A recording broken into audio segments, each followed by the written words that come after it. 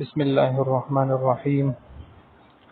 څنګه چې تاسو ته معلومه ده د هغه مسایلو نه چې کوم مخکې بیانېدل د مانځه د فقه او د حدیث او د تجوید او د قرآن متعلق چې کوم مسایلو د هغه مسایلو نه هغه اولنی رکن چې کوم د اسلام چابي ده او هغه رکن چې په کومې باندې د اسلام ته داخلېدل دي او هغه رکن چې اولنی سټیپ ښودل د کفر نه په اسلام کې داخلېدل هغه کلمه طیبه ده. نو ان شاء الله مزید تفصیل به مونږ بیا په نور ویډیوګانو کې تاسو ته مخې ته راولو، لیکن مختصرا د دې اولې کلمې طیبې د دې لفظي ترجمه تاسو ته کوو. د دې په تشریح او په تعریف کې مولانا زکریا رحمت الله علیه چې د دین د پاره چې کومې سخت او تکالیف برداشت کړي دي نو هغه د هیچا د نظر نه پټ نه دي او هر سړي ته معلومه ده، لیکن هغه بیا هم وایي چې زه د کلمې طیبې په اثر او معنا او مطلب لا نه یم پوه شوی، ان تر دې چې هغه به په ګڼټو باندې تقریرونه په کلمه طیبه باندې کول. لیکن د کلمې دوه جزونو کې د اولنی جز او د دویم جز مقصد او مطلب هم دغه دی، لیکن د مختصر ترجمې لپاره موږ تاسو په خدمت کې حاضر یو. نو اوله کلمه طیبه، کلمه دا عربی ژبې لفظ دی طیبه، پاکه ده.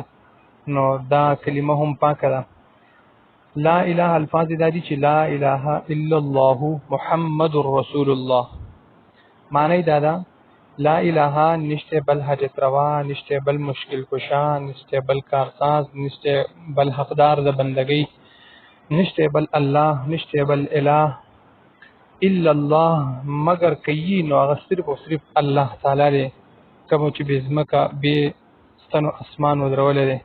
لیکن محمد رسول الله، محمد صلی الله علیه وسلم د الله پاک رسول دی او بنده دی. لیکن دویمه کلمه شهادت د گواهی د پاره ده.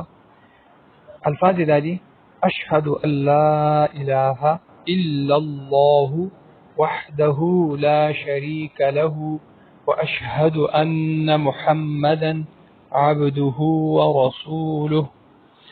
لفظي معنی دا ده اشهد ز گواهی ورکوم الله اله چې نشته بل حاجت روا لکه څنګه چې مخکې موږ معنی وکړي الا الله مگر یو الله دی، وحده دغه الله یک یوازې دی، لا شریک له هیڅوک دغه سره شریک نشته، واشهد ان محمدا او زه گواهی ورکوم چې بشکه یقینا محمد صلی الله علیه وسلم عبده ورسوله دغه الله پاک بنده دی او رسول دی.